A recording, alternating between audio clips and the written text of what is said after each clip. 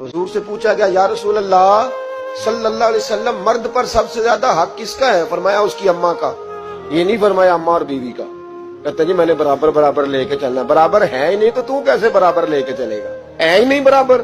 बीवी और माँ बराबर नहीं, बराबर लेके चला जा सकता। मुस्तफा करीम ने फरमाया मर्द पर सबसे ज्यादा हक उसकी माँ का। तो या रसूलल्लाह औरत पर?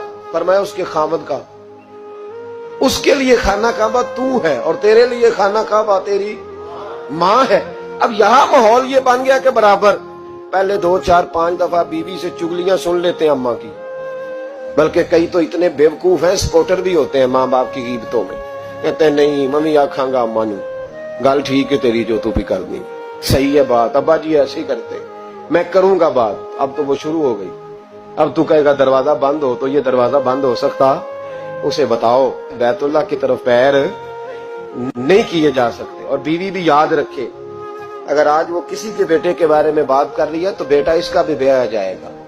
ज्यादा लंबा फर्क नहीं पड़ता, 20-22 सालों का पड़ता है, फौरी तौर पे बदला मिल जाता है। याद रखे, अगर तू जिंदगी के अंदर सही रहेगी तो तेरे लिए भी वक्त सही आएगा, और अगर तू बुरी रहेगी तो फिर तेरे हक में भी रवैये सख्ती आएंगे। माँ बाप के साथ अच्छा रवैया रहे। इतने बेवकूफ बच्चे के माँ बाप को आगे से बातें करें, कहानियां सुनाएं, दास्तानें सुनाएं। अजीब तमाशा है ना कि अब्बा जी बेचारे सरकारी अस्पताल में एड़ियां रगड़ के चले गए, और जब उनके इंतकाल हो गया अब 5 बेटे इकट्ठे हो गए, कहने लगे बरादरी को मुंह भी दिखाना है तो चने वाले चावल नहीं पकाने खत्म शरीफ पे, कोई बोटियां डाल लो, लोग क्या कहेंगे। तो तुझे अब लोग याद आए हैं, जब वो बेचारा वहां डॉक्टर पूछ नहीं रहा था उस वक्त लोग नहीं याद आ रहे थे। कब्र पे बैठ के कुरान पढ़ना जायज है? लो दलील सुन ले, मिशकात की हदीस है किताबुल ईमान में, रसूल पाक पढ़िए दुरूद शरीफ सल्लल्लाहु ताला अलैहि वसल्लम। हुजूर सल्लल्लाहु अलैहि वसल्लम ने हजरत साद बिन माज का जनाजा पढ़ाया, फिर हुजूर कब्र पे खड़े हो गए और नबी पाक तस्बीह पढ़ने लगे, सुभान अल्लाह वल्हम्दुलिल्लाह वला इलाहा इल्लल्लाह वल्लाहु अकबर। फिर हुजूर ने पढ़ा सुभान अल्लाह वल्हम्दुलिल्लाह वला इलाहा इल्लल्लाह वल्लाहु अकबर।